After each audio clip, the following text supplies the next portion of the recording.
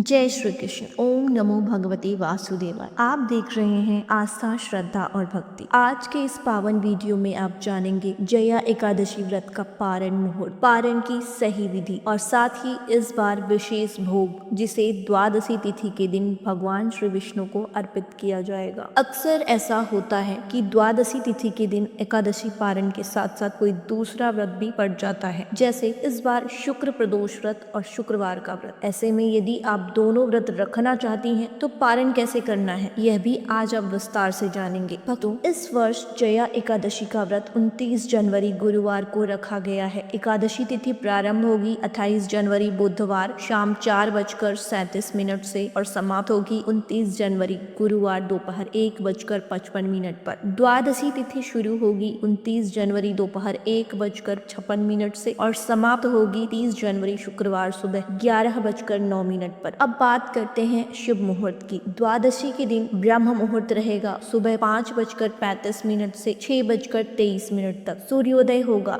सुबह 7:11 पर और सूर्यास्त होगा शाम 6:08 पर। प्रातः पूजा का शुभ समय रहेगा सुबह 5:51 से 7:10 तक। राहु काल रहेगा सुबह 10:30 से दोपहर 12 बजे तक। दोस्तों, ध्यान रखें, हरिवासर का समय 29 जनवरी गुरुवार रात 8 बजे तक रहेगा। हरिवासर में एकादशी व्रत का पारण नहीं किया जाता है। इस समय भजन, कीर्तन, मंत्र जाप और कथा श्रवण करना सबसे श्रेष्ठ माना गया है। अब जानिए सबसे महत्वपूर्ण जया एकादशी व्रत पारण का शुभ मुहूर्त। इस बार पारण का शुभ समय रहेगा 30 जनवरी शुक्रवार सुबह 7:10 से 9:20। इसी समय के भीतर आपको व्रत अवश्य खोलना है। अब जानिए पारण की सही विधि। सुबह स्नान करके स्वच्छ वस्त्र धारण करें। पूजा स्थान पर बैठकर भगवान श्री हरि का ध्यान करें। मन में संकल्प लें, हे प्रभु श्री हरि, आज मैं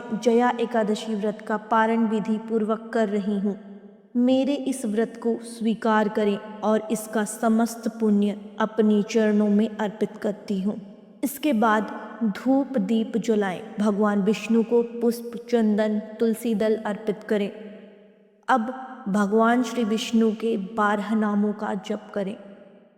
ओम केशवाय नमः, ओम नारायणाय नमः, ओम माधवाय नमः, ओम गोविंदाय नमः, ओम विष्णवे नमः, ओम मधुसूदनाय नमः, ओम त्रिविक्रमाय नमः, ओम वामनाय नमः, ओम श्रीधराय नमः, ओम ऋषिकेशाय नमः, ओम पद्मनाभाय नमः, ओम दामोदराय नमः। दोस्तों, इस बार जया एकादशी का विशेष भोग है पके हुए केले। भगवान विष्णु को काले और सफ़ेद तिल, तुलसी पत्र, जल और केले का भोग अर्पित करें। आप पंचामृत या घर की बनी पीली मिठाई का भोग भी लगा सकते हैं। आरती करें और सच्चे मन से क्षमा याचना करें कि यदि व्रत में कोई भूल हो गई हो तो प्रभु उसे क्षमा करें।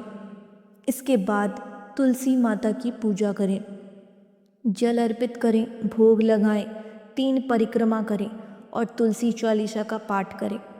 अब दान का महत्व समझिए। द्वादशी तिथि के दिन दान देने के बाद ही व्रत खोलना श्रेष्ठ माना जाता है। केले, फल, अन्न या अपनी श्रद्धा अनुसार दान अवश्य करें। एक भाग गौ माता के लिए भी निकालें। अब व्रत पारण की विधि। अपने दाहिने हाथ में जल और तुलसी पत्र लेकर सबसे पहले प्रसाद ग्रहण करें। केले या पंचामृत का सेवन करके व्रत खोलें। थोड़ी देर बाद सात्विक भोजन करें। यदि आप शुक्रवार या प्रदोष व्रत भी रखना चाहती हैं तो केवल फल या जूस से पारण करें। एकादशी पारण के बाद दूसरे व्रत की पूजा और कथा प्रारंभ करें। इसी विधि से जया एकादशी का पारण किया जाता है। दोस्तों, यदि वीडियो अच्छी लगी हो तो लाइक करें, शेयर करें और चैनल को सब्सक्राइब जरूर करें। जय श्री हरि, जय विष्णु भगवान। हरे कृष्णा।